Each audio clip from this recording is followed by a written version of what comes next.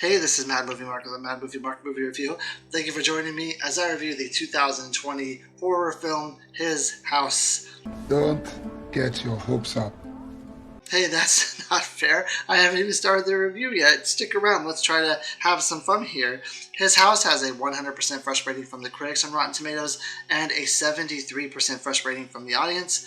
I'm currently reviewing every movie that has a 100% fresh rating from the critics in chronological order, and once I'm done reviewing them, I will rank them from worst to best. Now, I thought this movie was really good. I'm not usually a horror movie fan, but this horror movie seemed a little bit different in that it has really tremendous acting. The visuals in this movie are absolutely spectacular. This is more of like a big budget horror movie, where as I think in the past I've seen mostly low budget horror movies, so there is definitely a difference here. I enjoyed the first half of the movie more than the second half, because in the first half of the movie I was really rooting for this couple. Now, they escape war-torn Sudan, and when they get to like this English town, they are provided housing, and they're told that they are not allowed to move from their house. They're not allowed to try to get jobs. They basically have to live in this place. They're given everything they need,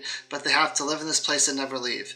Now, when they get in this place, weird things start happening right away. There are like people who I don't want to say ghosts, but they're like demons or something that show up in the house through the walls, and they start harassing them, and you have no idea what's going on or why they're harassing these people. Now, one big plot line is that this couple had a daughter whom passed away on their way from Sudan to this English town that they're in, and the people, these demons, keep saying that they can bring back this daughter if the husband gives his life, because they said, like, you must give your life because you took a life, and we'll give your daughter back if you give us your life. Now, you have no idea what they're talking about, really. What life did he take? What happened with him? Like, what's going on here? It really just seems like it's a husband and wife who are fighting against demons, and you're really pulling for them to win, and you're really pulling for them to get out of the situation. Now, one of the demons tells the wife that she needs to leave her husband because he's a bad person, and he's going to get them in big trouble, and she is very like struck by this. She probably in this movie, you feel like she's the one who is most affected by what's going on, and he is trying to like fight tooth and nail to get out of the situation. He's losing sleep, and he even goes to the they have to report every couple weeks to someone, and he goes to this person and he says, look, we need a different house. This one's not working out for us.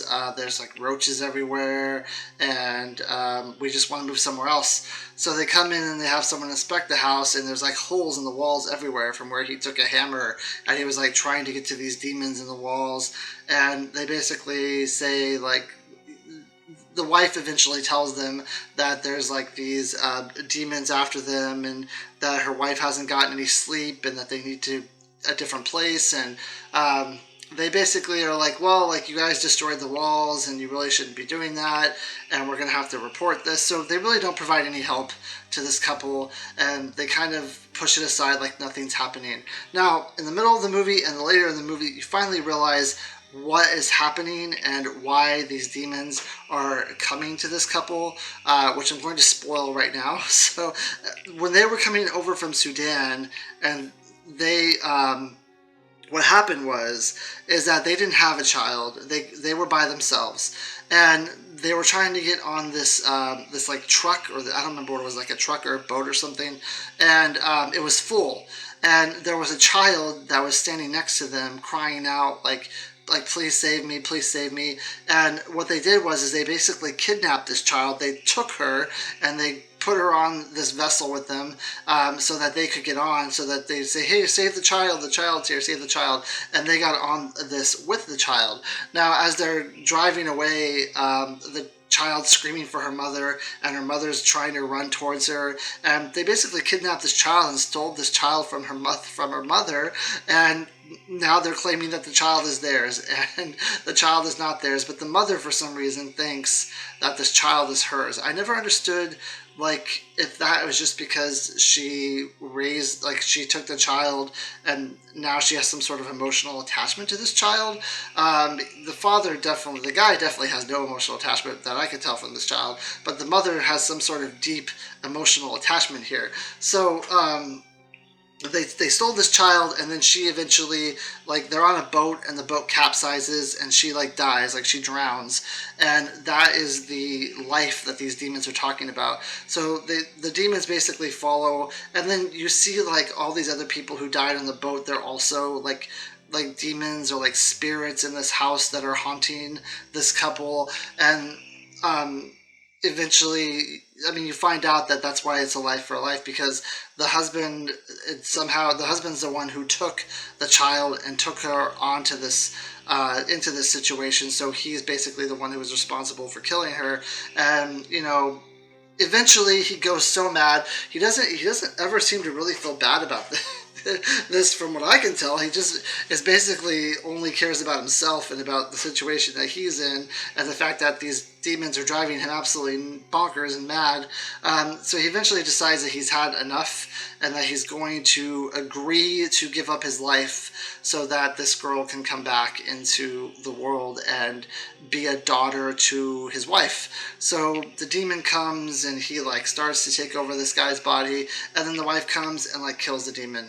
And then like at the end of the movie, there's no more demons and they seem to like be living this normal life, and that's pretty much the entire movie. Now, like I said, I thought there were a lot of jump scares in this movie where you're supposed to jump scare, which I didn't really, it didn't affect me that much. There was some crazy visuals with like a guy that pops out at you from nowhere, which I thought was interesting.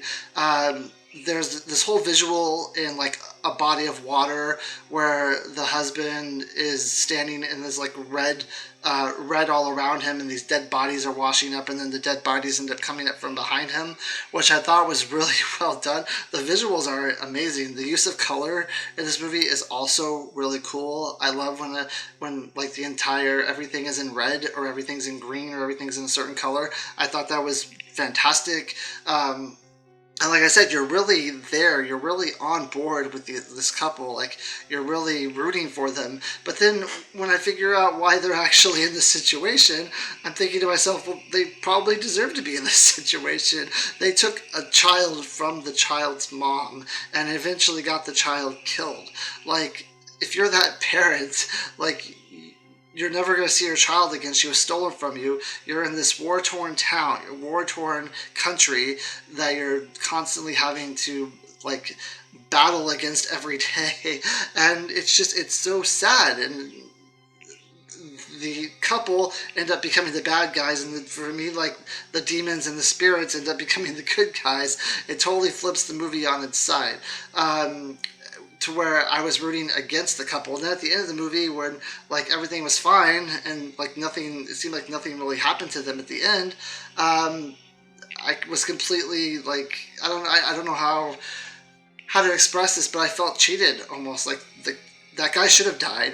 Where the demon was trying to take over his body, and like before the wife stepped in, I was like, good, he's gonna get what he deserves here. I mean, I had no attachment to him at that point. I was very much in his lane until that happened, and I was like, okay, good, kill him off. Like, I don't care. But it's just crazy how the movie can make you jump ship like that. Pardon the pun, but you can jump ship like that and totally be on their side and then not be on their side. From a horror movie perspective, though, this movie is creepy. There is a lot of creepy scenes in this movie. There's a lot of use of, like, I will say one other thing that I liked about this movie, which is not like normal. This is like somewhat of a smart horror movie, because like the guy realizes that when the lights are off, he sees the demons, and the demons are affecting him. But then, like, when he turned the lights on, the demons aren't around him anymore. So it's not like a stupid person where he just leaves the lights off and never tries to experiment with this. He does a lot of experimenting in this movie to try to figure out how to stop the demons, and I think he relatively does a really good job, and it is a smart situations that he gets himself in where he tries to beat what's going on, but he eventually doesn't. I mean, he doesn't get there. The demons end up like outsmarting him, but I mean, it's a lot smarter than a lot of other horror movies that I've seen, especially like older horror movies from like the '80s. But I thought the movie was good. I was on board. You don't have to. I've said this before. When it comes to movies, like I don't have to like the ending. I like there to be some sort of satisfying ending where you're either even though you don't like it, you're like, okay, that makes sense, or okay, I can see why that would happen, or but I didn't really get that here. Like, the ending wasn't really satisfying at all to me. But the visuals, the use of color, the first half of the movie, pretty solid. Like I said, I'm not usually a horror movie fan, but that's usually because I don't like the acting in horror movies, and also because they're not usually scary to me. The last movie I can remember, which was truly terrifying for me, was Paranormal Activity. But that was because I watched it at a friend's house, and then I drove home by myself to an empty house and was absolutely terrified. When I got home, I could not go to sleep that night. But I generally do not find myself scared at movies. I think it's because I tend to overanalyze things and I can't just have fun with them like I should. Which means I'm not a very fun person to watch movies with all the time. But I give this movie an 8 out of 10. I appreciate the effort. Thought it was unique, different than other horror movies that I've seen. And besides the whole really started hating the couple at the end of the movie and hated the situation that they put that child in. Besides that, I thought it was a pretty decent movie. I give it an 8 out of 10. Thank you. I hope you have a great day.